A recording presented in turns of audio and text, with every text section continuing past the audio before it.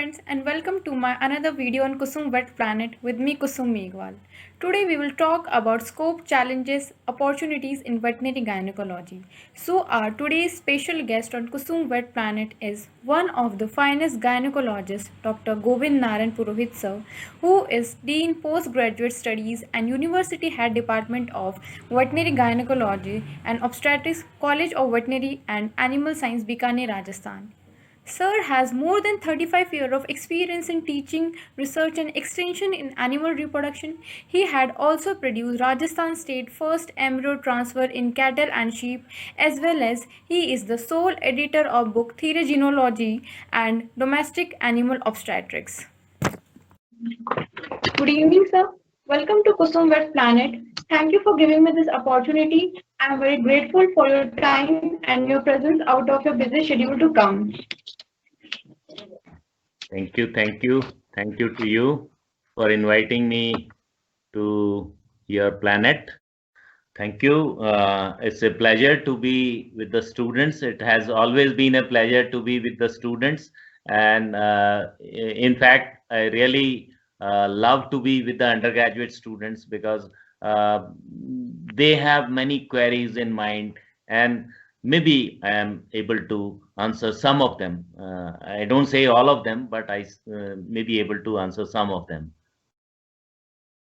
Sir, I would like you to start from what are the scope of veterinary gynecology at present time and also in the upcoming years? Well, animal reproduction is a fascinating subject, as are other areas of science.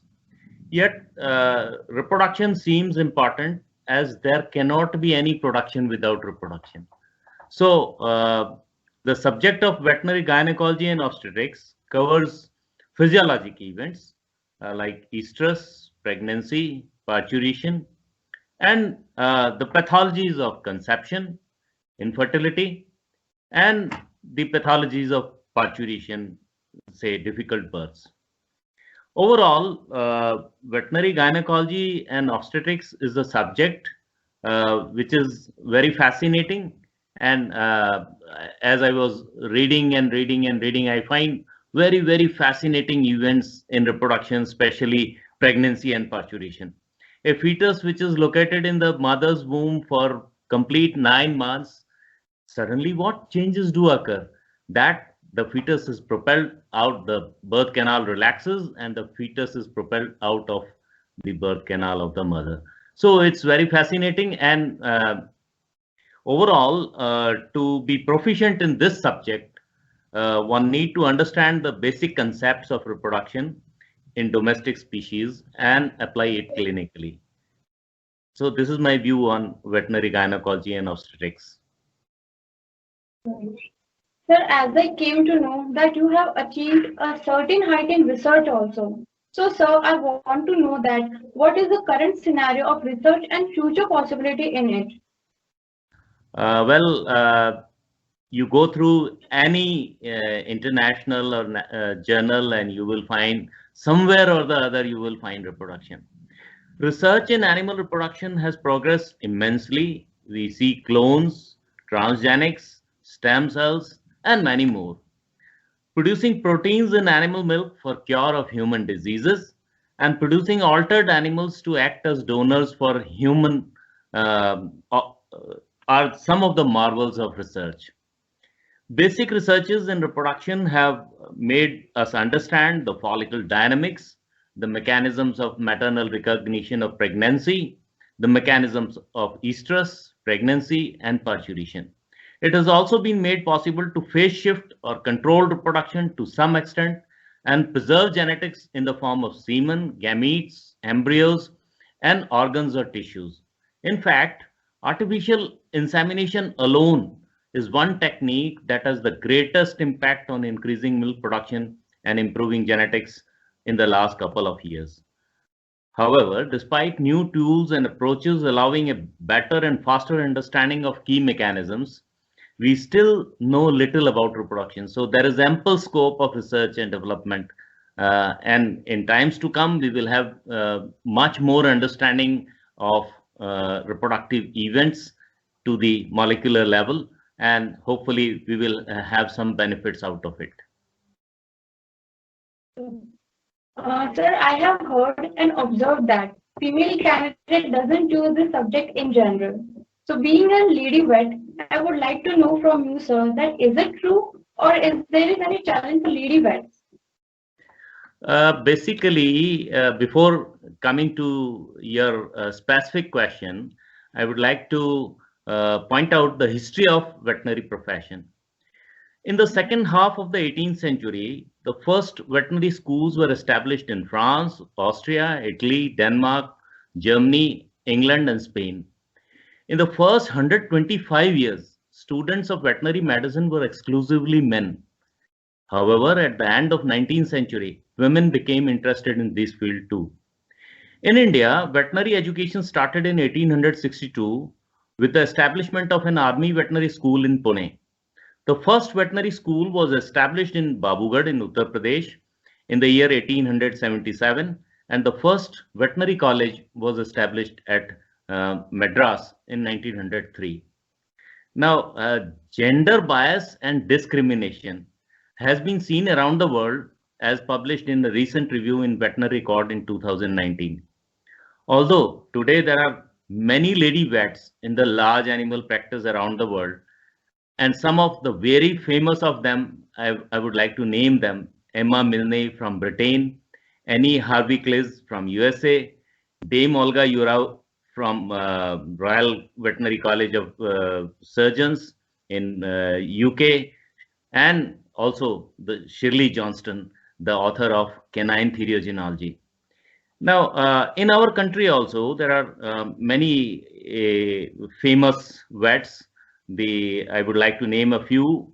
The wildlife vet, Dr. Bhumika Shrimali, Neha Shah, renowned veterinary surgeon, Dr. Lakshmi, and renowned small animal gynecologist, Dr. Pri Sridevi from Tanuvas, who has now, she is now retired.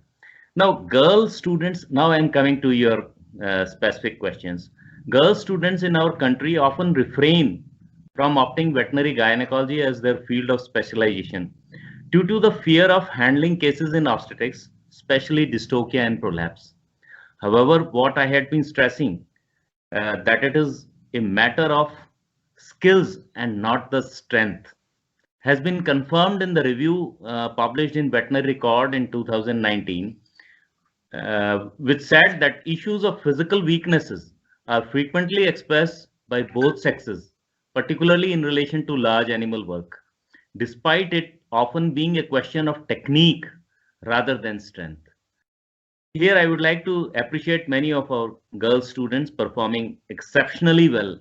I cannot name them all, but Dr. Swati Rohil, Dr. Neetu Arora, and many more. So it's not the question of strength, it's the question of skills. You need to learn the skills, and you will find many to help you for the strength. So, and then today you find the chairpersons around the world in theriogenology, what we call theriogenology, around the world, the chairpersons are lady vets. And I myself had some training on gastroscopy from Dr. Warner. She was the head chairperson at the Sharjah Equine Hospital. So it's not like that girls cannot perform. I would suggest that girls should not refrain from opting this subject. This subject, besides obstetrics, it has many more options. Yes, sir. It was very inspiring for us, sir. So my next question, what are the challenges for veterinary gynecology field? See, challenges faced by veterinary gynecologists in the field are multifarious and area specific. In some areas, there are certain issues. At other places, there are other issues. But some of them include the delivery of the services at odd hours. You see, veterinary obstetrics especially, you will have to always be available to give service at odd hours because births are not under your control. Then there are potential dangers of contracting infectious diseases and maintenance of high fertility rates with artificial insemination. These are few of the challenges. A veterinary gynecologist has to be careful in combating all these very meticulously, and he has to. I had always been stressing that please, please, please do not handle a case of abortion with your bare hands. Even at times in the field, because I had been in the field for 11 years, I do realize that at specific times you are faced with situations where you do not have even a glove. So and you have to handle that case. In case you are posed to such a situation, it is my suggestion that at least wash your hands with soap or maybe surf at least would be available at the remotest place in our country. So one should always be careful, especially for contracting the disease brucellosis. We find plenty of our colleagues contracting this disease while handling cases of abortion, by removing placentas, and while other performing other gynecologic and obstetric work. So This these is a are very a few of the challenges. yes, this is a very useful message for everyone. Yes. So, sir, any tips for student how to enhance the skill for proper diagnosis like rectal palpation and pregnancy diagnosis? Well, a student, you see, gynecology and obstetrics is a practical subject, but you need to have the basic understanding. And for enhancing your skills, it is the practice which makes the man perfect. So you will have to practice again and again. And but primarily, I suggest that you perform some palpations with the abator derived genitalia without looking on them, and then try to be very gentle while making palpations, and then try to learn locating the cervix, and then try to go further to locate the differences in size of the uterine horns. It is the training of your fingertips. It is the training of your fingertips in coordination with what you have in your mind, which will, and once you have palpated a cow of 2 months pregnancy, you will never forget it.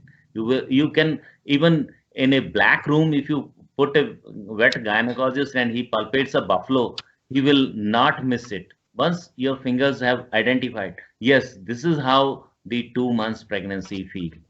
So I think it's a matter of a person who is doing 40 AI in a day, he will have a proficiency much more than a person who is doing 40 AI in a month. So it's a matter of practice also, but you must have keen interest in learning. Then you can learn. You see, when I started going to equine farm, I was not knowing anything about it. The very first day I put my hand inside, I could not palpate anything. But slowly and slowly, after 2, 3 palpation, then I read from the books, I asked the colleagues, and then I learned what it is palpating a mare for pregnancy diagnosis. So, why did you select the veterinary profession, and then what made you to select veterinary gynecology in your PG? Well, this is a very tricky question.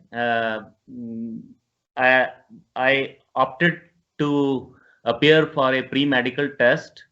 That was the pre-medical test at that time. But unfortunately, during my examinations, I was suffering from malaria, and so I could not get through the medical profession. You see, people here have a preference for the medical profession. But then my two of my uncle, they were medical doctors, and they inspired me that you go for veterinary. It does have plenty of opportunities. It does have plenty of learning. You have options to go abroad. Uh, but when I entered into clinical practice, when I was with the Urmul Dairy and going to the field, going to the villages, I do realize that yes, veterinary is a very good subject. And then my mentor, our head of department, Professor I.S. Kohli, he also inspired me to opt for veterinary gynecology instead of, I was more interested in surgery, but he said that if you go to the field, you will have little opportunity to perform surgeries.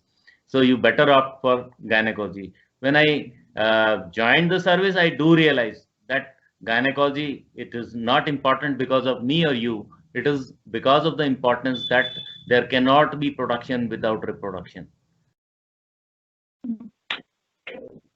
Sir, any message for budding vets? Now, as a student, I would like to suggest that it's a right time when you are a student to learn something.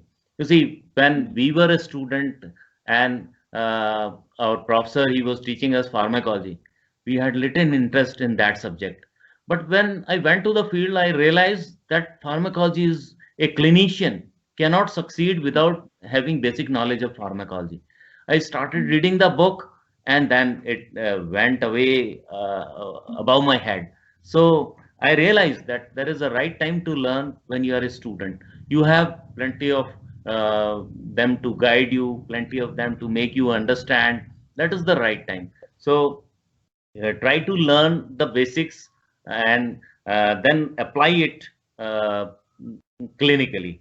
Then also, I find over the last couple of years, students are having little interest in clinical practice, but that is very important. One should be very particular about the clinical subjects because it is the clinical aspects which will make you different from other people, and then try to handle the genitals of animals very gently, especially buffaloes, goats. They have very fragile genitalia. They can bleed easily. And then be soft spoken with the farmers because these poor farmers or marginal farmers, they are in trouble when their animal is not conceiving, when their animal is not calving. So be gentle with them. And then I also think that it's our prime duty to educate the farmers. Our purpose is not only to treat the animals. Our purpose of the very duty of a vet is to educate the farmers about the minimizing the incidence of diseases. So again, two things I find very important. One of them is that farmers often do not care about pregnancy diagnosis. They get their animals inseminated and then they forget about it. If the animal does not return to estrus, they presume that the animal is pregnant. But after 6 months, 8 months, when they find the udder is not developing, the animal is not gaining weight, the abdomen is not developing, then they come to a vet. It is our prime duty to educate them that if you get your animal inseminated, you get a pregnancy check at least at 2 months. Because if an animal is pregnant, then it's all right. But if the animal is not pregnant, he's going to save 6 months or 8 months. And that is going to cause a huge loss to him. Then another thing is that farmers often do not or rather they overlook that when an animal is parturiated, they do not bother. It is giving plenty of milk, so they do not bother about it. But when 6 or 8 months pass and when the milk production is reduced, then they start consulting vets for that the animal has not come into estrus, this and that. This we need to educate them that 60 to 80 days. 80 days is the upper limit. If the animal has not returned to estrus in 80 days, he must consult a vet. And it's also our prime duty to educate them by means of maybe a YouTube channel as I had been running for them, or maybe you can form some WhatsApp groups, or you can also educate them otherwise. But it is our prime duty to minimize the incidence of diseases. Say hypocalcemia. Hypocalcemia can be minimized if he makes proper feeding of the animal. Say if he is feeding animals with fodder to which high potassium fertilizer has been added, that will increase the incidence of hypocalcemia. So we need to educate them about these petty things. And then mastitis, once there is reduced milk, he will not bother. But when flakes of pus or changes do occur in the milk, then he will be bothered. He should bother when the milk is reduced. That will reduce the incidence of the disease. Likewise, ketosis, he doesn't bother. And then when it progresses, it becomes difficult to manage. So it's our prime duty to educate the farmers also. It's our prime duty to be soft spoken with these poor people. Uh, uh, I uh, I had been wondering that when I was with the dairy department, the milk prices were 24 rupees a liter for 0 SNF and 40 fat. Today, the prices are the same. The cost of feed and fodder has increased immensely. And I had been thinking a lot what we can do for these people. But unfortunately, I could not find a right answer what could be done for these farmers. So this is my vision, and I suggest that all the students must be friendly with the farmers. They should try to understand their problems.